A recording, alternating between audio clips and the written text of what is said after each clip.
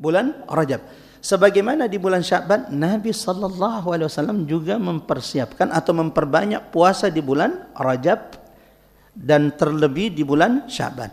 Ini menunjukkan kata ulama bahwa Rasul sallallahu alaihi wasallam sebelum Ramadan mengajarkan kepada kita untuk sudah memperbanyak ketaatan, ketakwaan kita kepada Allah. Sehingga ada 2 bulan sebelum Ramadan, sebelumnya Sya'ban, sebelumnya adalah Rajab. Di 2 bulan ini Nabi tidak pernah berpuasa di 1 bulan lebih banyak selain Ramadan kecuali di 2 bulan ini. Dan itu bukan cuma Nabi sallallahu alaihi wasallam, jemaah dirahmati Allah. Ashabu Rasulillah, sahabat-sahabat Nabi sallallahu alaihi wasallam mengajarkan kepada kita bahwa ternyata memang salaf, ulama-ulama terdahulu, para tabi'in, termasuk sahabat-sahabat Nabi, sebelum datangnya Ramadan sudah berbekal dengan takwa, sudah menambah ketaatan mereka kepada Allah Subhanahu wa taala. Anas ibn Malik, wa ma adraka man Anas? Siapa yang tidak kenal dengan Anas ibn Malik? Khadimu Rasulillah, pelayan Nabi. 10 tahun menjadi khadim, 10 tahun menjadi pembantunya Nabi di Madinah. Dan beliau mengatakan, khadamtu Rasulullah, aku pernah menjadi pelayan Nabi selama 10 tahun. Dan selama 10 tahun itu Nabi sekalipun tidak pernah menyakitiku dengan ucapannya. Allahu Akbar, 10 tahun jadi pembantu Nabi. Tak sekalipun Nabi menyakiti Anas ibn Malik dengan ucapannya. Bahkan kata Anas, selama 10 tahun itu Nabi tidak pernah mengatakan, Anas kenapa ini belum dilakukan? Atau Anas kenapa ini engkau lakukan padahal aku tidak perintahkan. Itu pun tidak pernah diucapkan oleh baginda Nabi sallallahu alaihi wasallam. Anas ibn Malik sedikit bahwa beliau adalah sahabat yang paling terakhir wafat. Jadi kalau ditanya siapakah sahabat Nabi yang paling terakhir wafat, salah satunya adalah Anas bin Malik. Kenapa? Ini doa Nabi sallallahu alaihi wasallam. Ketika ia dibawa oleh ibunya diserahkan kepada Nabi, maka Nabi mendoakan sahabat ini, Allahumma ya Allah, perbanyak keturunannya. Maka sahabat Anas di antara sahabat yang paling banyak anaknya. Ada riwayat mengatakan sebelum beliau wafat, jumlah anak dan cucunya 100 lebih. Ada yang punya setengahnya? Atau sepertiganya? Jangan tanya, Ustadz itu dari berapa biang, dari berapa ibu? Wallahu a'lam bishawab, saya juga belum sampai detail sampai di sana. Yang kedua, sahabat Anas di antara sahabat yang dikayakan Allah di Madinah. Di antara keunikan keistimewaan Anas bin Malik, kebun kurmanya itu, pohon kurma itu kan cuma setahun berbuah sekali. Setahun sekali berbuah. Anas ibn Malik sampai 2 kali berbuah dalam setahun. Min barakati du'ai Rasulillah sallallahu alaihi wasallam. Yang ketiga, di antara doa Nabi untuk Anas adalah, Allah perbanyak ilmu sahabat ini. Maka kita dapati di antara sahabat yang dijuluki ulamaul ummah, ulamanya umat ini adalah Anas ibn Malik, pembantu Nabi sallallahu alaihi wasallam. Anas ibn Malik memberikan gambaran kepada kita seperti apa sahabat itu sebelum datang Ramadan. Beliau mengatakan, kana al-muslimun idza dakhala Sya'ban, bahwasanya kaum muslimin di masa kami ini kalau sudah masuk bulan Sya'ban. Tapi kan kita tinggal 1 atau 2 hari ini Ustaz. Mudah-mudahan insya Allah di sisa-sisa Sya'ban ini kita memperbanyak istighfar. Mudah-mudahan Allah bersihkan dosa-dosa kita. Allah bersihkan hati kita sebelum masuk bulan Ramadan. Allahumma amin ya rabbal alamin. Anas bin Malik mengatakan bahwa sahabat Nabi itu atau kaum muslimin di masa kami kalau sudah masuk bulan Sya'ban. Seperti apa? Jadi kalau sudah masuk bulan Sya'ban, beliau mengatakan inkabbu 'alal masahif. Sahabat atau orang-orang di masa kami itu akan mulai dekat dengan Qur'annya. Jadi kalau kita nanti ngegasnya pas di bulan Ramadan, ternyata di masa sahabat-sahabat Nabi atau di masa tabi'in, masuk bulan Sya'ban saja, kata Anas bin Ibn Malik, inkabbu 'alal masahif. Kami sudah orang kaum muslimin di masa kami itu sudah dekat dengan Qur'an. Mereka sudah memperbanyak tilawah. Wa akhraju zakata amwalihim. Jadi kebiasaan di beberapa daerah di kita ini sebelum masuk puasa mengeluarkan zakat, memang ternyata juga ada contohnya pada generasi terbaik umat ini. Jadi nggak bisa juga dikatakan, oh ini ngaco, ini nggak sembarang. Enggak, ternyata memang di masa sahabat Anas ibn Malik itu salah satu kebiasaan generasi terbaik umat ini, bahwa sebelum Ramadan mereka sudah mengeluarkan zakat mereka. dan diberikan kepada orang-orang miskin, diberikan kepada fuqara. Tujuannya untuk apa? Taqwiyatan lidh-dha'ifi wal miskin, untuk menguatkan saudara-saudara kami yang miskin di masa kami, supaya mereka juga punya makanan untuk sahur yang cukup, mereka juga punya makanan untuk berbuka puasa. Saya ingin mengajak kepada kaum muslimin yang hadir pada kajian kita hari ini, jangan lupa doakan saudara-saudara kita di Palestina, khususnya saudara-saudara kita di Gaza yang saat ini kondisinya semakin berat. Bantuan-bantuan yang ada di Rafah, termasuk yang kami kirim melalui bantuan kaum muslimin, itu sudah satu kontainer alhamdulillah sudah masuk, tetapi ada ratusan kontainer yang kami kirim tinggal satu lagi yang belum masuk. Karena ternyata ini juga dijadikan ladang bisnis oleh sebagian orang-orang yang tidak punya hati dari pejabat-pejabat petinggi di Mesir, yang berani bayar kontainer, yang berani bayar dengan mahal, dengan bayaran tinggi, maka kontainernya akan dimasukkan. La haula wala quwata illa billah. Padahal saudara mereka sedang kesulitan. Orang-orang di Gaza, ya Allah. Selama ini kita mendengar hadis tentang Nabi SAW dan sahabatnya yang mengganjal perutnya dengan batu. Kita kira itu cuman dulu. Kita kira bahwa itu cuman dalam hadis. Sahabat datang ke rumah Nabi rame-rame, ingin mengadukan kondisi mereka yang berat saat itu di Madinah. Setiap sahabat yang datang mengadu ini sudah mengganjal perut mereka dengan satu batu. Tapi ketika sampai di rumah Rasulullah, baru saja mereka ingin curhat. Ya Rasulullah. Tiba-tiba Nabi, kata sahabat, mengeluarkan 2 batu dari izarnya, dari sarungnya. Sehingga sahabat yang tadinya ingin curhat, tidak jadi curhat. Kenapa? Kami baru 1 batu, sementara Nabi sudah mengganjal perutnya dengan 2 batu. Ternyata hari ini juga dilakukan saudara-saudara kita di Gaza. Allahu Akbar. Aina ummatul Islam? Kemana umat Islam? Mudah-mudahan insya Allah segerakan pertolongan bagi saudara-saudara kita di Palestina. Dan kita yakin akan itu. Wa'adullahi haq, janji Allah itu pasti. Kalau ingin tahu bagaimana janji Allah akan kemenangan saudara-saudara kita di Palestina dan kehancuran penjajah Zionis Israel la'natullah alaihim, tadabburi baca surah Al-Isra. Sebagaimana kemenangan kaum muslimin di Palestina itu nubuat baginda Nabi sallallahu alaihi wasallam.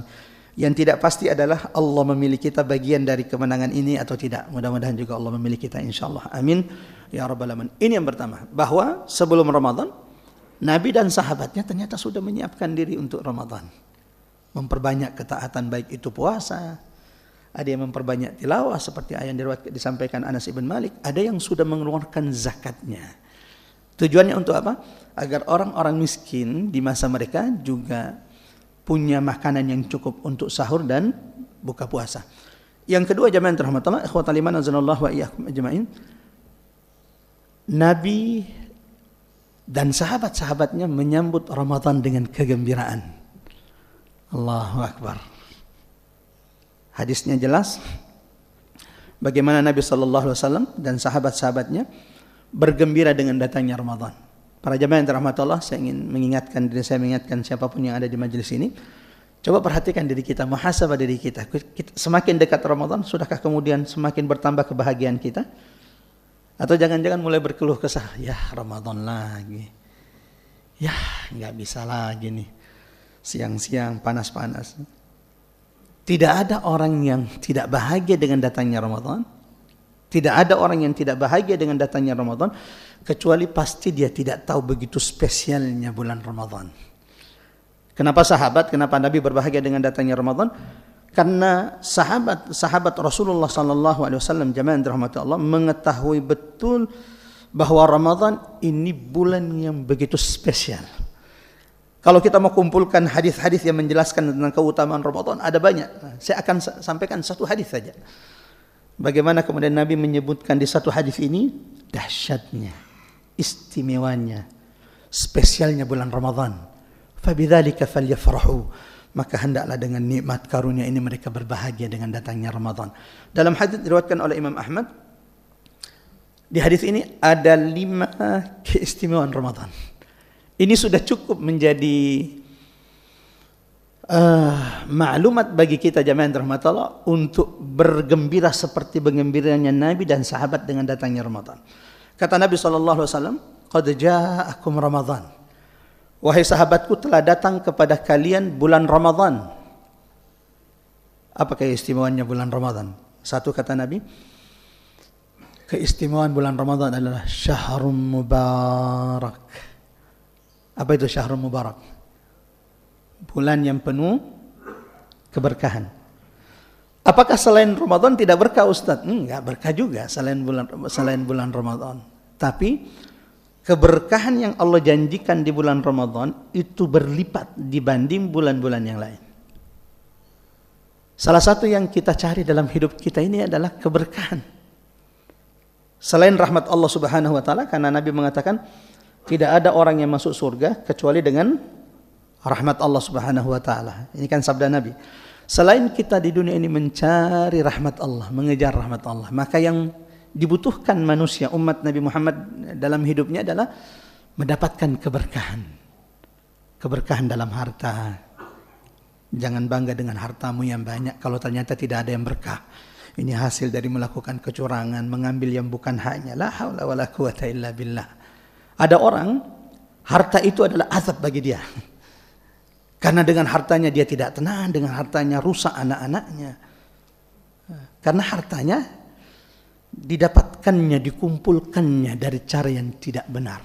Kita hidup di akhir zaman yang kata Nabi sallallahu alaihi wasallam, ya'ti 'alan nasi zaman, akan datang masa zaman kepada manusia.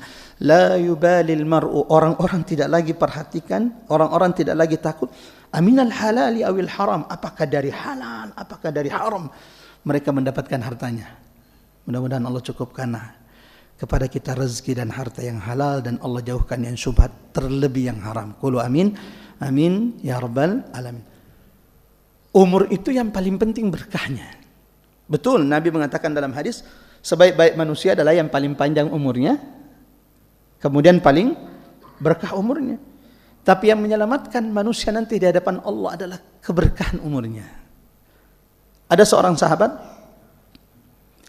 umurnya dalam Islam itu cuma 6 tahun. Allahu Akbar. Kalau kita sudah berapa tahun di atas dalam Islam? Allahu Akbar. Di antara kita ada yang sudah 60 tahun, ada yang sudah 70 tahun dalam Islam. Sahabat ini cuma 6 tahun umurnya dalam Islam. Masuk Islam di umur 31 tahun.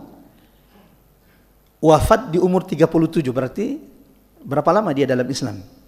6 tahun. Tapi perhatikan baik-baik. Bagaimana keberkahan sahabat ini walau singkat umurnya dalam Islam. Di hari wafatnya sahabat ini, Nabi berkata di depan sahabat di semua tahun ke-5 Hijriah setelah perang Bani Quraidah. Di hari wafatnya sahabat ini, Nabi berkata di depan sahabat-sahabatnya, ihtazza arsyur rahman. Ketahuilah kalian wahai sahabatku, hari ini di hari wafatnya sahabatku ini, arsy, apa itu arsy?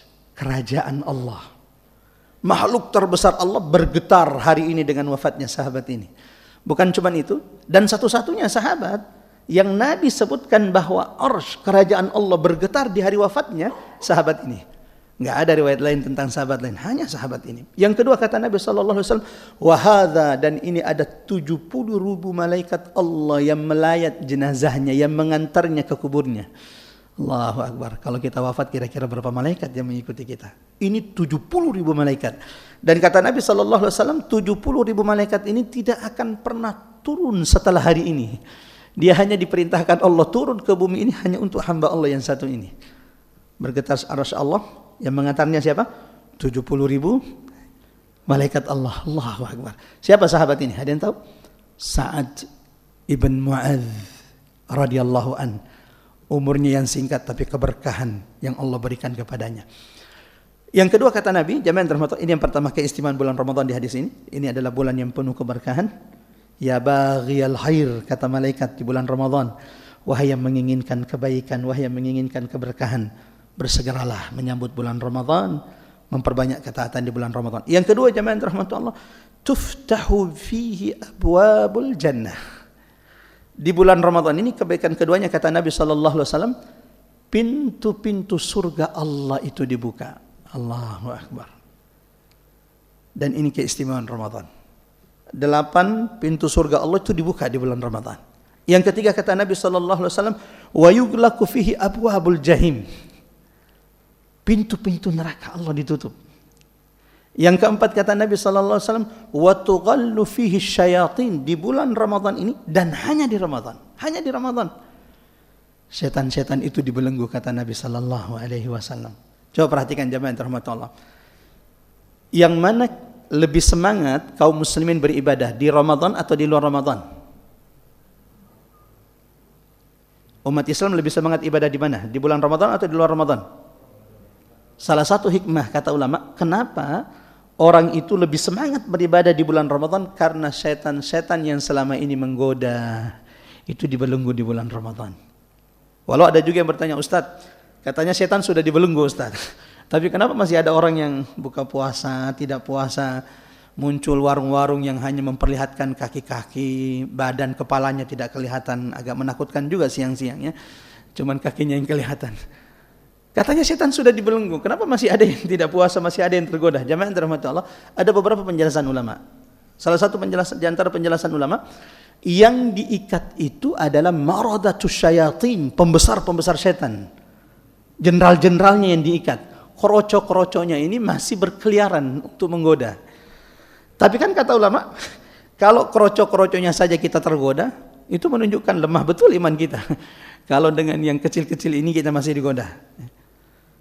Ada pendapat lain kata ulama mengatakan bahwa betul yang setan itu dibelenggu, tapi yang dibelenggu itu adalah setan jin. Sementara manusia masih punya hawa nafsu yang mengajaknya kepada keburukan. Yang kedua, setan berbentuk manusia masih berkeliaran. Coba perhatikan, Al-Quran menjelaskan bahwa setan itu ada dua. Ada setan dari golongan jin, ada setan dari golongan. Dalilnya apa Ustaz? Baca surah An-Nas. Minal jinnati wan nas. Berlindung dari godaan setan, jin, dan setan manusia. Faham ya? Berarti memang ada setan dalam bentuk manusia original. Bahkan bisa jadi lebih setan daripada setan. Ya seperti Firaun. Seiblis-iblisnya iblis itu nggak pernah mengaku dirinya Tuhan. Pernah nggak iblis mengaku dirinya Tuhan? Nggak pernah. Yang ada iblis itu walaupun dia iblis masih tahu siapa Tuhannya. Qala rabbi anzirni ila yaumi yub'atsun. Wahai Tuhanku, panjangkan umurku sampai hari kiamat. Tapi manusia mengaku dirinya Tuhan. Firaun di antaranya. Yang kedua jamaah terhormat dalam Quran surah Al-An'am. Coba buka Quran surah Al-An'am ayat 112. Quran surah ke-6 ayat 112. Allah berfirman, "Wa kadzalika ja'alna likulli nabiyyin aduwwa." Demikianlah kami jadikan bagi setiap nabi itu musuh. Siapa musuh para nabi? Syayatinal insi wal jin. Musuhnya para nabi yang menghalangi nabi dalam berdakwah itu ada dua setan. Setan syayatinal insi, setan manusia. Yang kedua setan jin. Sejenak saja, sikat saja. Di surah An-Nas siapa yang didahulukan? Minal jinnati, setan jin baru setan. Kalau di surah Al-An'am ayat 112, syayatinal insi wal jin. Setan apa yang didahulukan? Setan manusia. Dari sini kata ulama, urusan menghalangi dakwah Nabi, urusan menghalangi dakwah pewaris Nabi ulama, setan manusia itu lebih hebat dari setan jin. Kita tidak pernah mendengarkan Nabi itu dilempari, diletakkan kotoran di tubuhnya oleh setan-setan jin. Yang ada setan manusia seperti Abu Jahal, Abu Lahab meletakkan kotoran. Simpelnya lah. Pernah dengar tidak ada pengajian dibubarkan oleh sekelompok jin yang merasa tersinggung? Pernah dengar? Enggak pernah. Tapi mendengarkan pengajian dibubarkan oleh manusia? Pernah enggak? Ya itu diantara penjelasannya kata ulama ya. Kita lanjut ikhwatal iman radhiyallahu a'yakum. Sudah berapa tadi keistimewaan Ramadan? Ini bulan yang penuh keberkahan. Pintu surga terbuka. Ada berapa pintu surga? 8. Pintu neraka ditutup rapat-rapat oleh Allah. Ada berapa pintu neraka? Ada 7. Yang keempat kata Nabi, bersegeralah memperbanyak ketaatan mumpun ya. Mumpun setan-setan lagi dibelenggu, walau setan manusia tetap saja berkeliaran. Yang kelima kata Nabi, ini keistimewaan Ramadan. Maka bergembiralah kalian kalau Allah sampaikan engkau di bulan Ramadan. Jangan kufur nikmat. Jangan sampai melalaikan bulan yang penuh berkah ini. Fabi ayyi ala'i rabbikuma tukadziban. Terakhir kata Nabi di hadis ini di hadis ini, karena kalau kita sebutkan hadis-hadis lain ada yang banyak, tetapi pembahasan kita, waktu kita sangat singkat jemaah rahmatullah. Yang kelima kata Nabi, fihi lailatun. Di dalam satu bulan ini ada satu malam. Hiya khairum min alfi syahr. Ketahuilah bahwa satu malam ini lebih baik dari 1000 bulan. Perlu diingat, Allah tidak pernah mengatakan, Nabi tidak pernah mengatakan sama. Bahkan dalam Quran Allah katakan apa? Dalam Quran surah Al-Qadr, Inna anzalnahu fi lailatul qadr. Wa ma adraka ma lailatul qadr. Apa kata Allah selanjutnya? Lailatul qadri khairun min alfi syahr. Allah tidak pernah bilang sama. Allah mengatakan apa? Khairun. Dahsyatnya kalau kita tadabburi surah ini, kata-kata baik itu disebutkan dalam bentuk nakirah. Ini kalau faham bahasa Arab. Khairun dalam bentuk nakirah. Artinya kita tidak tahu Lailatul Qadar ini seberapa banyak baiknya dibanding 1000 bulan. Bisa jadi Lailatul Qadar ini lebih baik dari 1000 bulan 2 kali lipat. Bisa jadi 3 kali lipat. Bisa jadi 4 kali lipat. Bisa jadi 10 kali lipat. Wallahu a'lam bishawab. Maka siapapun yang Allah haramkan. Karena ada orang Allah tidak pertemukan dengan Lailatul Qadar. Allah haramkan baginya Lailatul Qadar. Tidak dipertemukan Allah dengan Lailatul Qadar. Lalai dari Lailatul Qadar. Faqad hurima khairuha. Dia kehilangan kebaikan, keberkahan begitu banyak di bulan Ramadan ini. Kalau kita katakan bahwa Lailatul Qadar itu sama dengan 1000 bulan, itu berarti 1000 bulan itu sekitar 83 tahun. Itu kalau sama, tapi kan tidak. Kata Allah apa? Berapa banyaknya Lailatul Qadar? Wallahu a'lam, bisa jadi 2 kali lipatnya, bisa jadi 3 kali lipatnya 1000 bulan. Kita tidak ada yang tahu. Allah yang Maha tahu, dan Allah memberikan bagi orang yang berpuasa pahala yang tidak terbatas. Ikhwatal iman azanallahu wa iyyakum. Sama saja dengan 1000 bulan, itu berarti 83 tahun lebih. Kalau ada orang di malam Lailatul Qadar itu qiyamul lail, tarawih, anggaplah tarawih 11 rakaat, maka itu seperti orang yang salat malam 83 tahun tidak pernah terputus-putus walau satu malam. Kalau malam itu ada orang yang bersedekah di antara kita untuk saudara mereka di Gaza, di Palestina, di bumi Syam, untuk orang-orang miskin di sekitarnya, itu seperti orang yang bersedekah di jalan Allah 83 tahun tidak terputus-putus walau satu malam. Tahadduts bi ni'mah, kita ingin belajar dari salah satu jamaah atau mungkin di antara kita ya, kita belajar keistiqomahannya. Siapa di antara kita? Tidak usahlah jauh-jauh, 10 tahun saja. Setiap hari istiqomah bersedekah tidak terputus-putus walau satu hari pun. Ada di antara kita? 10 tahun saja. Supaya kalau ada, mungkin setelah ini kita minta tips supaya bisa seistiqomah itu. Gak usah 83 tahun, 10 tahun saja. Ini sudah berat. Maka dipertemukan dengan Lailatul Qadar, ini adalah nikmat karunia dari Allah, dan mudah-mudahan insyaallah kita termasuk yang tahun ini kembali Allah muliakan, karuniakan kita dengan Lailatul Qadar. Amin ya rabbal alamin. 3 jamaah rahmatullah sebelum masuk ke poin pembahasan kedua. Nabi akan berbekal sebelum Ramadan, bergembira dengan datangnya Ramadan. Yang ketiga, Nabi akan memulai berpuasa kalau sudah melihat hilal. Kalau sudah melihat bulan Ramadan. Sebagaimana firman Allah dalam Quran surah Al-Baqarah ayat 185, "Faman syahida minkumus syahra falyasum." Maka hendaklah kalian, barang siapa yang melihat bulan atau hilal Ramadan, maka hendaklah segera dia berpuasa. Atau dalam hadis Nabi, sumu li ru'yatihi wa aftiru li ru'yatihi. Berpuasalah kalian karena melihat bulan Ramadan, sebagaimana berbukalah kalian ketika sudah melihat bulan Syawal. Mudah-mudahan insyaallah, kita tidak tahu seperti apa nanti malam sidang itsbat. Doa kita mudah-mudahan insyaallah umat Islam bisa bersatu. Kalaupun kemudian lagi-lagi tidak bersama, jangan jadikan ini sebagai ajang perdebatan. Walau kita harapkan sebenarnya pemerintah itu bisa menyatukan suara kaum muslimin. Itu cuman harapan doa kita, mudah-mudahan insyaallah bersatu. Tapi kalau akhirnya tidak bisa bersatu dan pemerintah memang mengizinkan, kita bisa hanya saling berlapang dada. Mudah-mudahan setiap di antara kita Allah berikan pahala terbaik di bulan Ramadan ini. Qulu amin ya rabbal alamin.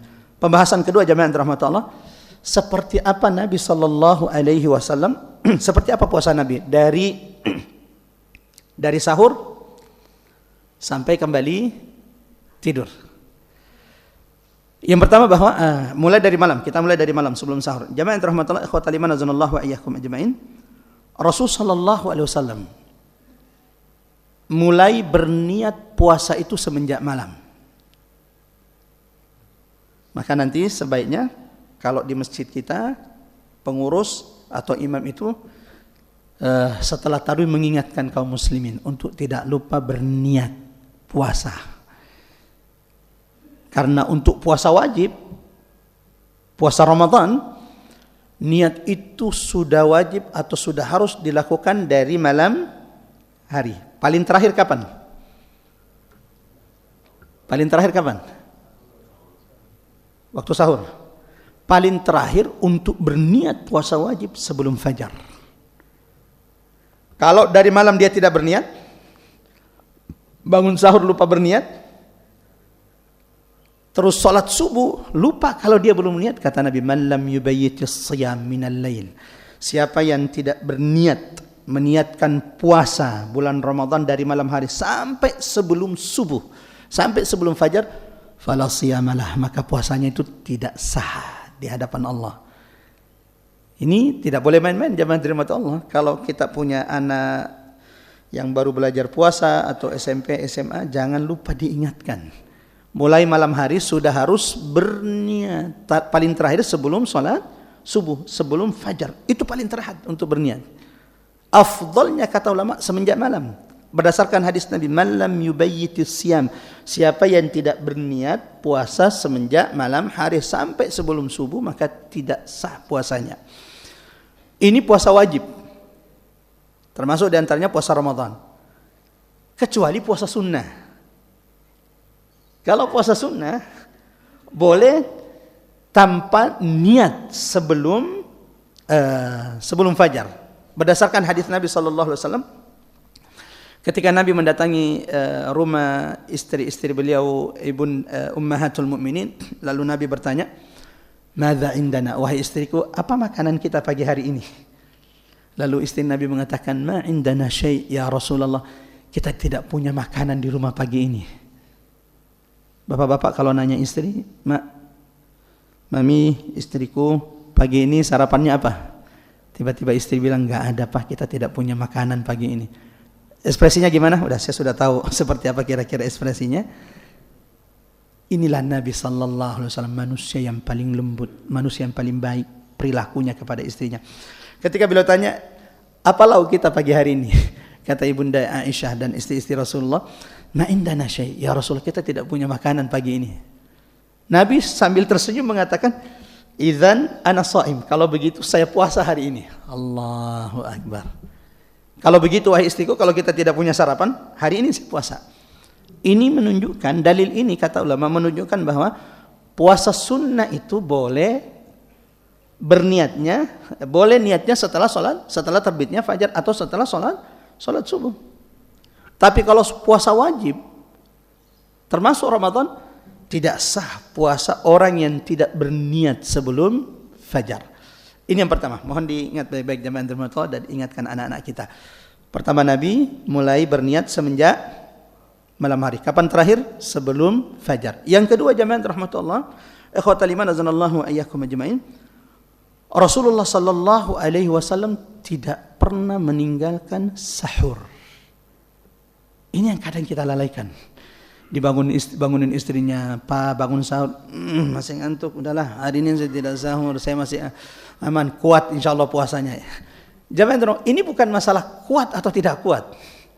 Sahur itu bukan masalah, wah ini udah terbiasa puasa, udah puluhan tahun puasa tidak sahur juga enggak masalah. Jangan terima, sahur itu bukan masalah kuat atau tidak. Ada banyak kebaikan, keberkahan yang Allah janjikan bagi mereka yang sahur. Pahala orang yang puasa bangun sahur tidak akan sama dengan pahala orang yang puasa tidak sahur. Jadi yang puasa dengan sahur pahalanya lebih baik, lebih besar di sisi Allah. Kenapa? Coba dengarkan hadis-hadis berikut jamaah rahmatullah. Nabi mengatakan, "La tazalu ummati bi khair." Umatku ini akan terus di atas kebaikan. La tazalu ummati bi khair. Umatku ini akan terus di atas kebaikan. Artinya bahwa selama kita melakukan hal ini maka kebaikan itu Allah karuniakan kepada kita. Apa yang dilakukan? Kata Nabi SAW, selama mereka menyegerakan buka puasa, ma'ajjalul fitra, selama kita ini berpuasa.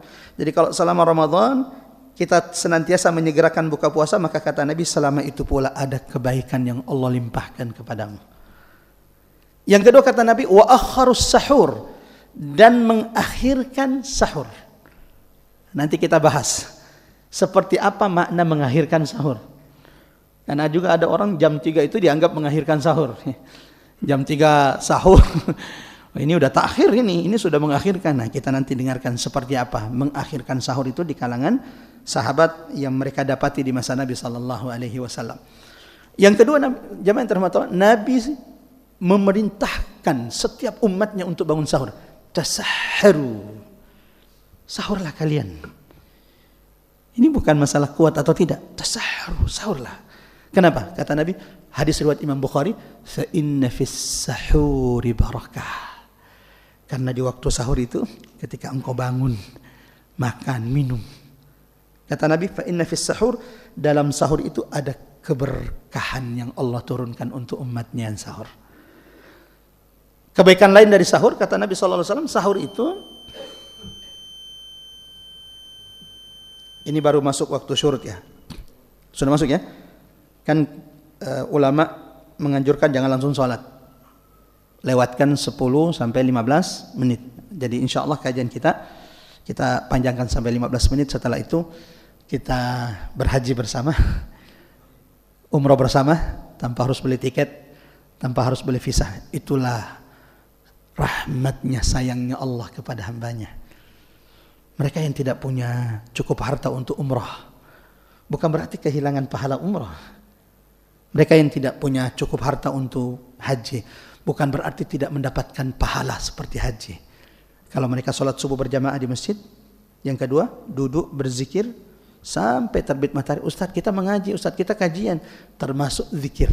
Ini bagian dari zikir. Yang ketiga, sholat 2 rakaat. Kalau 3 ini kita lakukan, pahalanya umrah, haji sempurna. Bukan cuma sekali, sempurna. 3 kali diulangi oleh Nabi sallallahu alaihi wasallam. Kalau ingin dapat pahala ke Aqsa, ada yang sudah pernah datang ke Aqsa di sini? Kalau ada alhamdulillah, kalau belum pernah ada, bagi yang sudah pernah ke Makkah dan ke Madinah, niatkan berdoa sebelum Allah wafatkan kita, Allah mampukan kita bisa ruku sujud di Masjidil Aqsa. Karena seperti Nabi suruh kita ke Makkah dan ke Madinah, Nabimu pun memerintahkanmu untuk datang ke Aqsa. Datanglah kalian ke sana, solatlah. Karena solat di Masjidil Aqsa pahalanya sama dengan 1000. Ini satu riwayat lain mengatakan 500, riwayat lain mengatakan 250. Nah, jamaah yang terhormat, ikhwatal iman azanallahu wa iyyakum ajmain. Puasa itu kata Nabi sahur itu selain kebaikan, ada banyak kebaikan Allah janjikan selama kita mengakhirkan sahur. Yang kedua, ada keberkahan yang Allah berikan selama kita sahur. Yang ketiga, sahur itu ternyata untuk menyelisihi puasanya ahli kitab. Jadi kenapa umat Islam ini puasanya ada sahur? Itu menyelisihi puasanya ahli kitab Yahudi dan Nasrani. Allahu Akbar. Terakhir sebelum kita lanjut, bagaimana Nabi berpuasa jamaah yang dirahmati Allah? Berapa kadar ukuran mengakhirkan puasa? Mengakhirkan sahur? Kira-kira jam berapa? Berapa menit sebelum sholat subuh dihitung mengakhirkan sahur. Kita dengarkan apa yang dijelaskan oleh sahabat Nabi. Ada seorang sahabat Nabi pernah sahur bersama Nabi. Allahu Akbar. Sahurnya dengan siapa? Keren banget sahurnya. Sahurnya dengan, pernah sahur dengan Nabi? Kita tidak direzekikan Allah bertemu dengan Nabi di dunia, tapi semoga Allah kumpulkan kita kelak di surga. Amin. Jangankan dengan Nabi, sahur dengan Imam Masjidil Haram saja udah bahagia benar kita. Apalagi sahur bersama Nabi. Zaid ibn Thabit, penulis wahyu Nabi, beliau pernah mengatakan, tasaharna ma'a Rasulillah. Kami pernah sahur bersama Nabi. Allahu Akbar. Kami pernah sahur bersama Nabi. Lalu beliau ditanya, berapa kadar jarak antara kalian sahur, selesai sahur sampai masuk waktu salat? Kata Zaid ibn Thabit, miqdar 50 ayat. Ukuran mengakhirkan sahur itu, dari kami selesai sahur sampai datang waktu salat, bacaan Quran 50 ayat. 50 ayat. Tapi perlu diingat ya, 50 ayat ini yang bacaannya lancar. Bukan 50 ayat yang baru terbata-bata, zalikal kitabu la raiba fihi. Wah, itu kalau bisa 1 jam itu. 50 ayat. 50 ayat bacaan yang benar. 1 juz itu biasanya kalau penghafal Quran, kalau adik-adik kita pesantren di sini masih berlanjut, penghafal Quran itu biasanya 1 juz itu antara 30 sampai 40 menit kelar 1 juz. Dengan bacaan yang tidak merusak tajwid, tidak cepat salah tajwidnya, tapi juga tidak pelan dan pendek, tidak pelan. Berarti kalau 50 ayat miqdar kurang lebih 10 sampai 15 menit. Ya. Jadi seperti apa gambaran sahabat mengakhirkan sahur di masa Nabi? Bacaan berapa? Bacaan 50 ayat. Atau kalau kita ukur sekitar 10 sampai 15 menit. Nah, tinggal lihat sholat subuh kita jam berapa? Masuk waktu subuh 4.40, berarti ya 15 menit sebelumnya. Salah satu hikmah kenapa sahur itu harus diakhirkan, supaya kita tidak ketinggalan keutamaan, kemuliaan pahala sholat subuh karena tertidur. Coba bayangkan kalau sahurnya jam 2. Setelah sahur biasanya tambah semangat atau tambah ngantuk? Sahurnya jam 3. Nah, itu masih ada udahlah kan rumah dekat dengan masjid, tidur sambil nunggu azan, ternyata bangun-bangun orang sudah pada pulang dari masjid. Itu kehilangan tuh kesempatan mendapatkan keberkahan sholat subuh berjamaah. Allahu Akbar. Lanjut jamaah terhormat. Selanjutnya Nabi sallallahu alaihi wasallam puasanya sebagaimana yang dijelaskan ulama, puasa para nabi itu termasuk puasa khawasul khusus. Memang kita tidak akan pernah sama puasanya dengan Nabi, tidak akan pernah. Ulama membagi puasa manusia itu menjadi 3. Saumul awam, puasanya orang-orang awam. Mari hitung-hitung diri kita, puasa kita ini masih di level berapa nih? Ada saumul awam, puasanya orang-orang awam. Puasanya orang awam itu adalah mereka yang tidak makan, tidak minum, dan tidak melakukan hubungan suami istri. Itu puasanya orang awam. Tapi masih melihat hal yang dilarang oleh Allah, mendengarkan hal sempat-sempatnya berdusta padahal dia puasa, itu puasanya orang awam. Hanya tidak makan, tidak minum, dan tidak berhubungan suami istri. Yang kedua, ada puasa al-khusus, saumul khusus, puasanya orang-orang khusus. Ini lebih baik nih, lebih tinggi levelnya. Seperti apa puasa mereka? Mereka yang tidak hanya tidak makan, tidak minum, tidak berhubungan suami istri, tapi juga mereka adalah orang-orang yang anggota tubuhnya, anggota badannya juga ikut berpuasa. Matanya juga berpuasa, pendengarannya juga berpuasa, tangannya juga berpuasa, tidak berani kemudian melakukan kecurangan, tidak berani kemudian merubah apa yang semestinya, merubah kebenaran, apa yang mestinya benar disalahkan, apa yang mestinya salah dibenarkan. Itu puasanya al-khusus. Lebih dari itu jamaah rahmatullah, khawasul khusus. Puasanya orang-orang yang super khusus. Ini adalah para nabi, rasul dan lain-lainnya. Seperti apa puasa mereka? Seperti puasanya orang-orang khusus tadi, tidak makan, tidak minum, tidak berhubungan suami istri, semua anggota tubuhnya berpuasa. Dan para nabi itu sampai hatinya juga berpuasa. Yasumuh qulubuhum. hatinya ketika puasa hatinya itu tidak hasad, tidak iri, tidak condong kepada dunia. Mudah-mudahan insyaallah jamaah rahmat Allah, kalau Ramadan ini bisa jadi Ramadan terakhir kita, Allah jadikan ini Ramadan terbaik dalam hidup kita insyaallah. Amin ya rabbal alamin. Tak hanya kemudian tidak makan dan tidak minum, tapi menjauhi segala hal yang dibenci oleh Allah di mana kita berpuasa. Ketika kita berpuasa, Nabi mengatakan, "Malam yada' qaulaz zuri wal amal bi", barang siapa puasa tapi tidak meninggalkan ucapan buruk, perkataan buruk, maka jamaah termulia kata Nabi sallallahu alaihi wasallam, "Falaisa lillahi hajatun fi an yada'a ta'amahu wa syaraba." Allah tidak butuh dengan puasanya. Kita lanjut. Puasa Nabi sudah. Kemudian setelah puasa apa?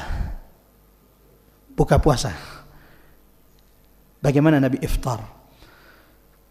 Nabi itu senantiasa menyegerakan buka, tidak pernah menunda-nunda. Jadi tidak boleh masuk buka puasa, sudahlah saya habis maghrib baru buka puasa. Itu menyelisihi puasa Nabi. Nabi masuk waktu berbuka, maka beliau segera berbuka. Selain berbuka, maka Nabi akan memperbanyak doa. Ada dua doa masyru'. Ada dua doa yang dibaca Nabi. Dua-duanya dibaca oleh Nabi. Karena sempat saya beredar bahwa doa ini salah, yang benar cuma ini. Enggak, dua-duanya pernah dibaca oleh Nabi sallallahu alaihi wasallam ketika berbuka puasa. Dan ingat bahwa salah satu doa yang paling mustajab itu adalah doanya orang yang berpuasa. Nabi mengatakan thalathatun la turaddu da'watuhum, ada 3 orang doa mereka tidak akan ditolak oleh Allah. Pemimpin yang adil. Yang kedua, orang yang berpuasa hina yuftir, ketika berbuka. Tapi kan ini juga berat juga kita konsentrasi berdoa kalau sudah buka puasa, makanan sudah di depan kita. Apalagi kita lihat, wah ini dahsyat semuanya, gas-gasnya yang makan di depan kita ini. Bisa nggak dapat kita ini. Jamaah terhormat Allah. Tapi kalau bisa berdoa ketika berbuka, ini waktu yang mustajab. Doanya tidak akan ditolak oleh Allah. Yang ketiga, orang-orang yang terzalimi. Apa doa yang dibaca Nabi ketika berbuka? Yang pertama, yang paling masyhur dan dikuatkan ulama adalah dhahabat dhama', terus wabtallatil uruq wa thabatal ajru insyaallah. Apa artinya? Dhahabat dhama', dahaga haus telah hilang. 1. Wabtallatil uruq, kerongkongan sudah. Dan kalau kerongkonganmu sudah basah, apa lanjutannya? Thabatal ajru insyaallah. Dari hadis ini menyebutkan hikmah, sebab kenapa kita dianjurkan segera buka puasa. Karena kata Nabi, kalau tenggorokanmu sudah basah, berarti saat itulah pahala dicatat di sisi Allah. Jadi kalau ada orang yang mengakhirkan puasa bukanya sampai setelah maghrib, maka selama dia mengakhirkan tidak buka, maka selama itu pahala belum ditulis. Kapan pahala orang yang berpuasa itu dicatat? Ibtallatil uru, ketika kerongkongannya itu basah. Jadi itu hikmahnya kata ulama. Yang kedua, doa yang dibaca oleh Nabi sallallahu alaihi wasallam, jamaah rahmatullah ikhwatan liman azanallahu wa iyyakum ajmain, adalah Allahumma lakas sumtu. Hadis riwayatkan Imam Abu Daud. Wa ala rizqika aftartu. Yang mana yang mau dibaca terserah. Dua-duanya dibaca oleh Nabi. Yang salah itu kalau kemudian waktu berbuka tidak bismillah, tidak baca doa, tidak memperbanyak munajat di waktu yang mustajab ini. Dengan demikian alhamdulillah kita sudah punya gambaran seperti apa puasa Nabi sallallahu alaihi wasallam. Poin terakhir, dan ini sebagai penutup jamaah yang dirahmati Allah, ada beberapa ibadah-ibadah yang amat sangat diperhatikan Nabi. Ya ummatal Islam, wahai umat Islam, jangan sia-siakan ibadah ini. Karena di bulan Ramadan engkau akan mendapati kekasihmu Muhammad melipat gandakan amalan-amalan ini di bulan Ramadan. Yang pertama, Rasulullah kalau sudah masuk Ramadan, Qur'annya itu akan berlipat didatangi oleh Jibril. Di luar Ramadan, Nabi itu hanya akan didatangi Jibril kalau ada wahyu. Ya kadang sekali sepekan, kadang selang beberapa hari. Tapi kalau sudah masuk Ramadan, kata sahabat Abdullah ibn Abbas, hadis riwayat Imam Bukhari, yalqahu Jibril. Jibril itu akan mendatangi Nabi kapan? Fi kulli lailatin min Ramadan. Allahu Akbar. Setiap malam Ramadan Jibril itu datang menemui Nabi. Untuk apa?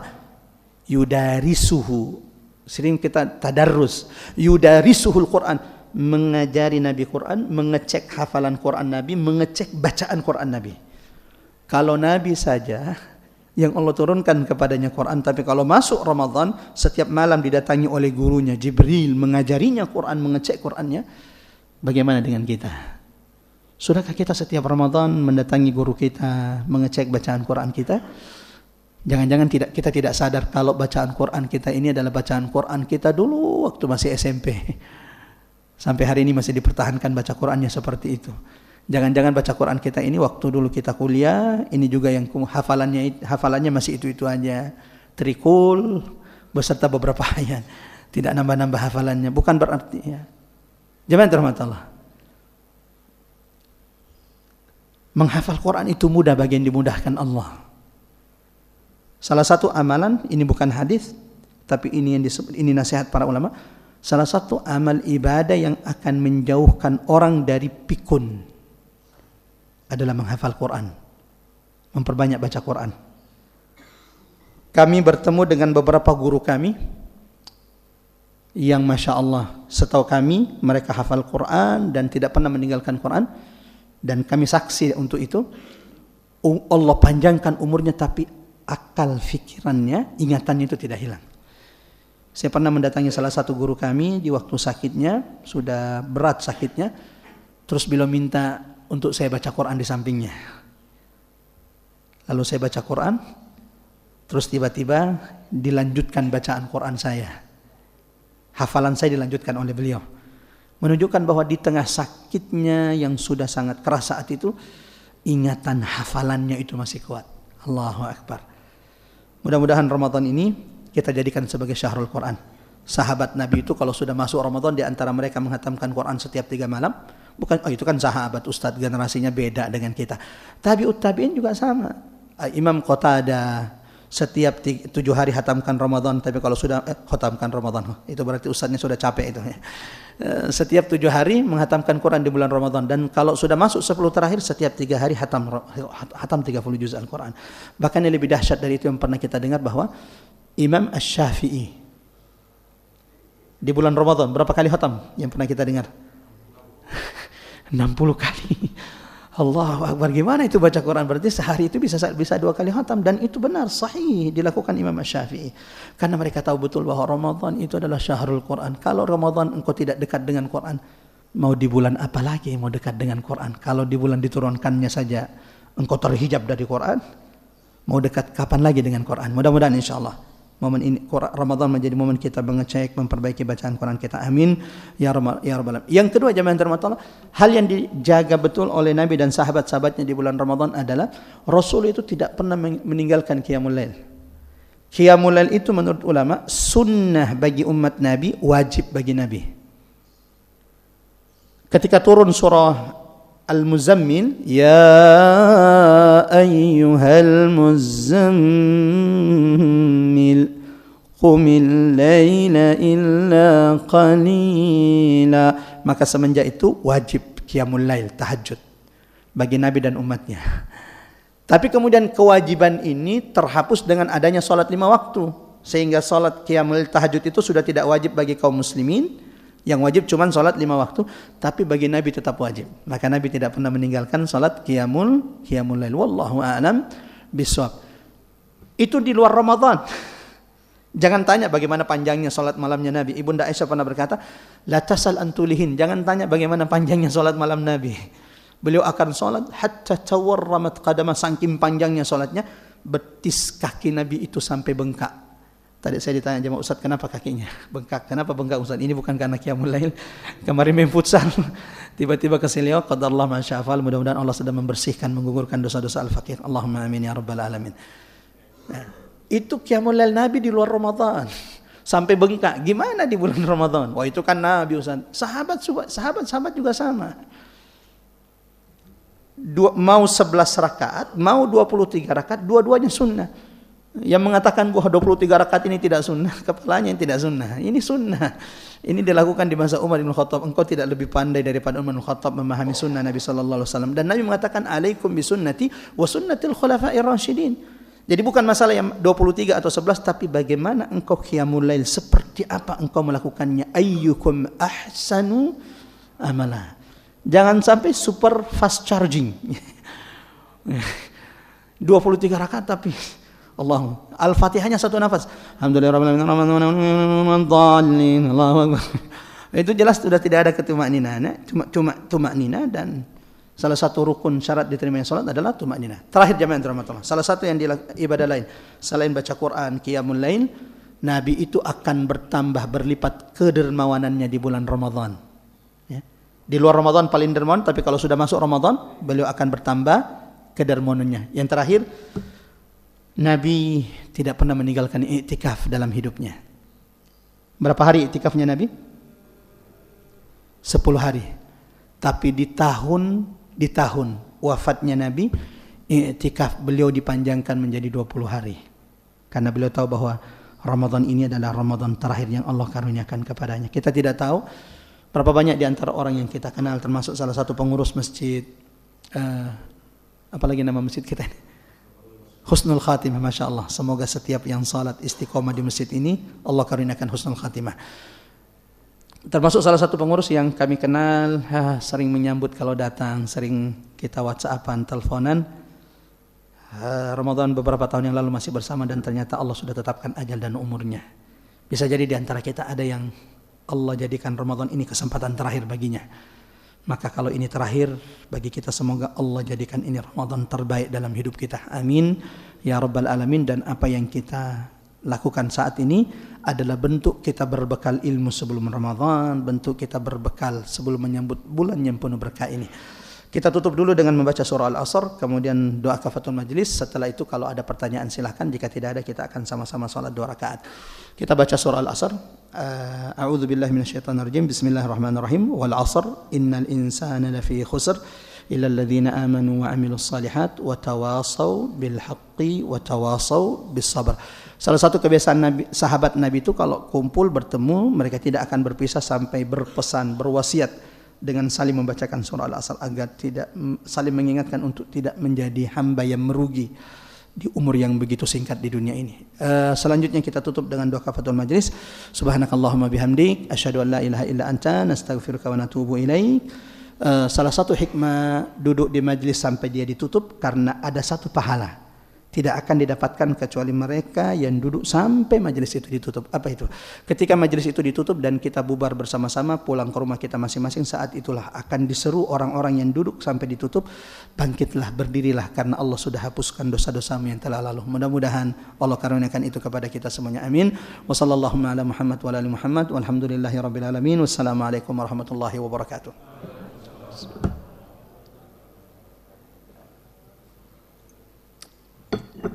Ya, silakan kalau ada pertanyaan. Jika tidak ada, kita sama-sama. Ya, silakan.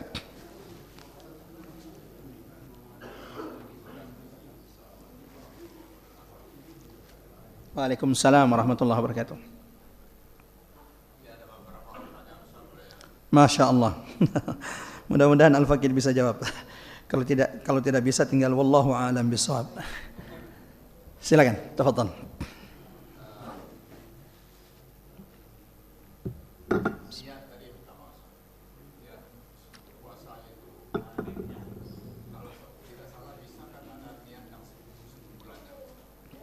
Ya. Ya.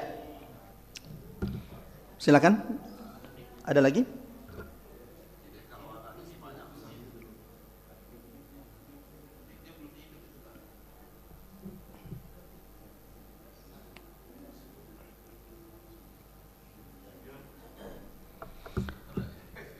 Masya Allah, tafadhal. Ya.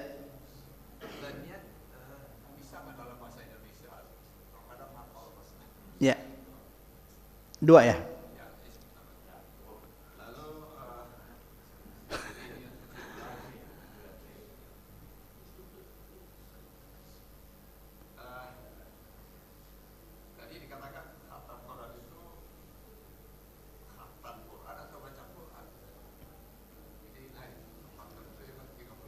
Ya.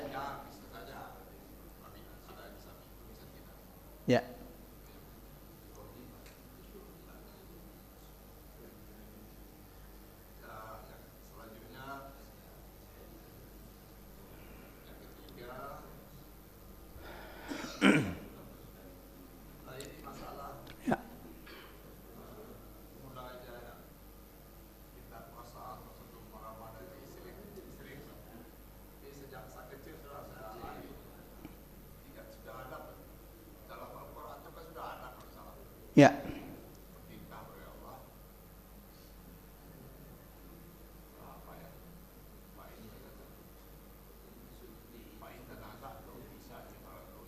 Ya.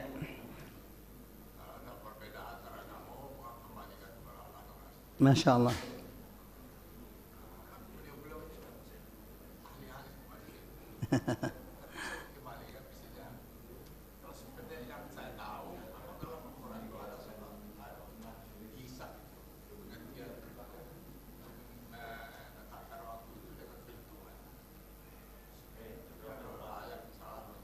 Ya.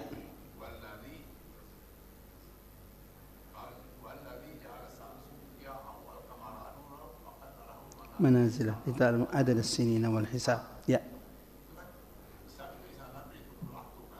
Ya.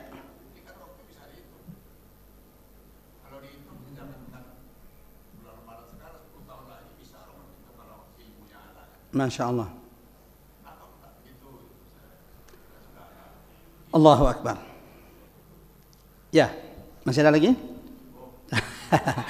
Ya, sampai di sini. Yang lain boleh sholat. Ya, yang lain boleh sholat karena majelis kita sudah ditutup. Jadi kalau ada yang mau sholat silahkan. Tapi kalau mau mengambil faedah dari pertanyaan juga boleh. Ada beberapa pertanyaan. Yang pertama, boleh tidak kita niatnya satu? Ya Allah, saya niatkan untuk puasa sekaligus 1 bulan. Takutnya nanti lupa gitu loh, hari keduanya untuk berniat. Jadi sekaligus awalnya langsung berniat untuk 1 bulan full. Boleh tidak? Ulama membolehkan itu. Ulama membolehkan berniat untuk puasa 1 bulan full. Tapi afdalnya adalah meniatkan puasa setiap harinya di malam hari. Ya. Tapi kalau ada yang mau ya nggak ada masalah. Tapi kalau ingin mencari afdalnya maka berniat di setiap malam. Boleh tidak niat itu berbahasa Indonesia? Boleh, tidak ada masalah. Bahkan bahasa daerah juga boleh. Niat itu oleh sebagian ulama ya adalah niat itu kan di dalam hati. Niat itu adalah yang ada terbesit atau yang kita lakukan di dalam hati. Walau sebagian ulama kemudian melihat bahwa talaffuz bin niat itu bagi orang yang memang membutuhkannya juga baik. Wallahu a'lam bishawab. Tapi kami melihat bahwa niat itu adanya di dalam hati. Yang ketiga, membaca Quran atau menghatamkan Quran. Jamaah terhormat Allah, membaca Quran sampai hatam. Jadi kana yakhtimul Quran, mereka itu membaca Quran di bulan Ramadan sampai menghatamkannya. Jadi mulai dari Al-Fatihah berarti sampai An-Nas. Di antara sahabat ada yang setiap 7 hari, ada yang setiap 3 hari di bulan Ramadan. Bahkan ada satu sahabat, Masya Allah, setiap solat malamnya di malam hari dia akan hatamkan 30 juz dalam 1 qiyamul lail. Allahu Akbar. Siapa sahabat tersebut? Uthman ibn Affan radhiyallahu an. Itu hatam Quran 30 juz dalam salat malamnya. Allahu Akbar. Padahal sudah dijanji masuk surga oleh Nabi sallallahu alaihi wasallam. Dan ketika beliau wafat syahid, jadi Uthman ibn Affan itu kan wafat terbunuh. Ketika beliau wafat dibunuh oleh orang-orang Khawarij, darahnya itu mengucuri mengenai mushaf yang sedang dibacanya. Artinya beliau meninggal ketika baca Quran. Ya Allah, begitu nikmat kematiannya Allah karuniakan kepada beliau. Kemudian pertanyaan terakhir terkait bukankah dalam Quran Allah mengatakan fa in tanaza'tum fi syai', dan ini kami dapati dari dulu bahwa kalau kita berdebat, berselisih dalam satu perkara, kembalikan kepada Allah dan Rasulnya. Kenapa sih ulama kita masih berdebat terus hanya tentang awal yang mana yang benar? Kenapa tidak kembali saja kepada Allah dan Rasulnya? Jemaah dirahmati Allah, 2 kelompok yang berbeda ini sama-sama mengklaim mengembalikan kepada Allah dan Rasulnya. Yang dipakai juga memang dalil juga, nas. Sebagian ada yang menjadikan ru'yatul hilal itu sebagai penentuan. Sudahlah, hadisnya jelas. Sumu li ru'yatihi wa aftiru li ru'yatihi. Ada yang kemudian seperti yang tadi Bapak bacakan Quran surah dalam Al-Quran Allah berfirman, huwallazi, Quran surah Yunus, huwallazi ja'ala asy-syamsa ayat 5 dhiya'an wal qamara nuran wa qaddarahu manazila lita'lamu adada as-sinina wal hisab. Allah yang menciptakan langit dan bumi dan peredarannya sehingga kalian mengetahui hitungan bulan dan tahun itu dengan detail. kita ingin katakan di sini bahwa yang menggunakan ru'ya melihat itu juga landasannya dalil. Yang melihat hisab, yang menggunakan hisab juga landasannya ada dalil. Dalam kondisi seperti ini memang apa yang dikatakan oleh Imam Ahmad bin Hanbal, hukmul hakim yarfa'ul khilaf. Hukum yang datang dari hakim pemerintah itu akan menghilangkan perdebatan. Maksudnya, kalau pemerintahnya itu baik, kalau pemerintahnya itu ingin melihat umatnya, masyarakatnya bersatu, dia tidak boleh diamkan ini. Kumpulkan mereka dan tentukan bahwa umat itu harus bersatu berpuasanya, bukannya juga bersatu. Ya, banyak orang mengkritik pemerintahan Soeharto dengan semua kebaikan dan apa yang dikritik oleh orang, tapi di zaman Soeharto nggak ada tuh namanya beda awal puasa, semuanya satu puasa, dan sebaiknya seperti itu. Ya. Mudah-mudahan insya Allah perbaiki kondisi negeri kita ini, dan insya Allah tidak ada lagi perbedaan. Karena saya melihat sepertinya kekuatan-kekuatan kelompok-kelompok yang menginginkan umat Islam ini tidak boleh bersatu, ini harus dirawat. Karena kalau mereka bersatu ini bahaya. Tapi kita juga tidak akan pernah berputus asa untuk menyerukan persatuan di tengah kaum muslimin insyaallah. Allahumma amin. Seperti itu kira-kira jawabannya, wallahu a'lam bishawab. Dan kalau masih ada silakan, jika tidak ada kita tutup. 1 2 3 4 5. Wassalamualaikum warahmatullahi wabarakatuh.